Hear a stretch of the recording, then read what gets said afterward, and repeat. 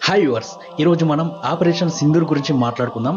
ఈ పాకిస్తాన్ ఉగ్రవాద స్థావరాలపై భారత సైన్యం జరిపిన ప్రతిస్పందన చర్యకు ఈ పేరు పెట్టారు. అసలు ఈ పేరు పెట్టడానికి వెనక ఉన్న కథ ఏంటో ఇప్పుడు తెలుసుకుందాం.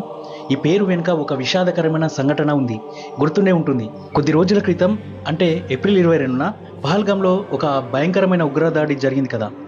ఈ దాడిలో 26 మంది అమాయక ప్రజలు ప్రాణాలు కోల్పోయారు. వారిలో చాలా మంది మహిళలు తమ భర్తలను కోల్పోయి దిక్కులేని వారయ్యారు. ఆపరేషన్ సింధూర్ అనే పేరును ఎంచుకోవడానికి ప్రధాన కారణం ఈ దాడిలో భర్తలను కోల్పోయిన మహిళలకు నివాళి అర్పించడమే. సింధూరం అంటే మీకు తెలిసే ఉంటుంది. ఇది వివాహిత హిందూ మహిళలు తమ నుదిటిన ధరించే ఎర్రని రంగు.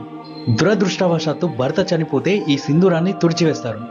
ఈ ఆపరేషన్ పేరు ద్వారా ఆ మహిళల దుఃఖాన్ని గుర్తుంచుకోవాలని మరియు వారికి న్యాయం చేయాలనే సంకల్పాన్ని తెలియజేయాలని భావించారు.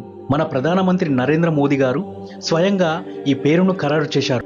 ఇది కేవలం ఒక సైనిక చర్యకు పెట్టిన పేరు మాత్రమే కాదు, ఉగ్రవాదం వల్ల విధవలైన మహిళలకు ఒక శక్తివంతమైన సందేశం.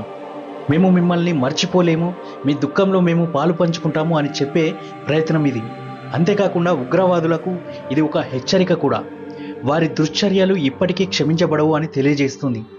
ఆపరేషన్ సింధూర్ అనే పేరు భారతదేశం యొక్క దృఢ సంకల్పాన్ని చూపుతుంది.